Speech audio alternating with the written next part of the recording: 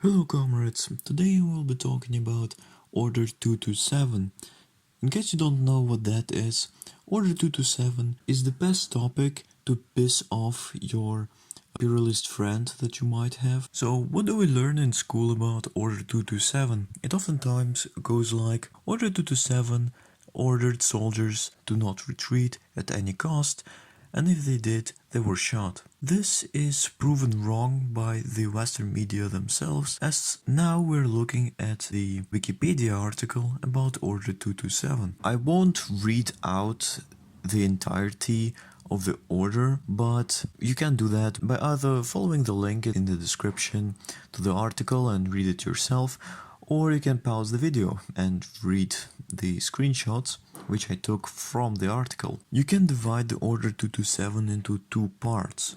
The first one being the context about how the Germans are conquering more and more territory, how the Red Army lacks discipline, and how much resources the Red Army misses out by letting the enemy just take whatever they want by retreating. The second part are the actual orders, and there are three levels. There are three consuls, I guess I could call them, that get the order, and those are military consuls of all fronts, and first of all front commanders. The second are military consuls of armies, and first of all army commanders, and the third ones are commanders and commissars of corps and divisions. So there is no direct order to the soldiers themselves, it's only to basically the leading officers. But what I want to say is that 90% of what's written here in the orders is not about shooting their own people in the back.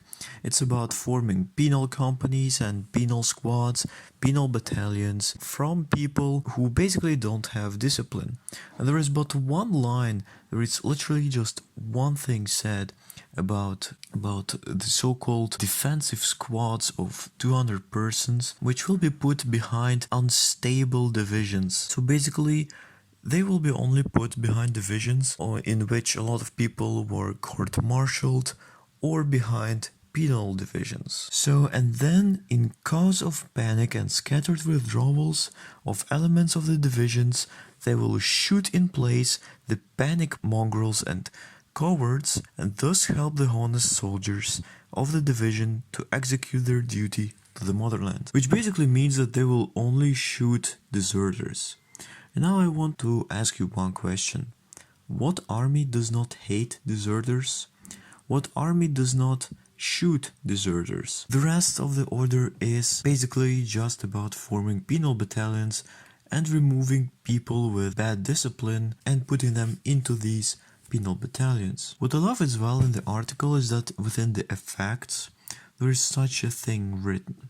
According to an internal list of the NKVD from October 1942, 15,649 soldiers were picked up by the restricted forces who fled the front line on the Stalingrad front from August 1st, 1942 to October 15th, 1942. Of these, 244 soldiers were imprisoned, 278 were shot, 218 were sent to penal companies, 42 to penal battalions, and 14,832 to return to their units. So it seems that nobody actually wanted to shoot their own people that much, huh?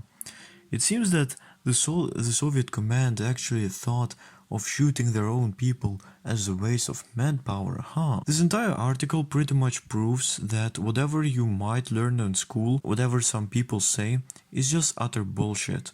The Soviet command did not have any reason to shoot their own people for the fun of it, because this is just a waste of manpower. Even though the Soviet Union had a lot of soldiers, they didn't want to waste any. So if you ever find someone who will tell you that Order 227 is about shooting their own soldiers and the Soviets just decided to shoot themselves, you can basically just refer them to this article on Wikipedia. This is all what I have to say. Thank you for your attention, and we'll see each other in the next video.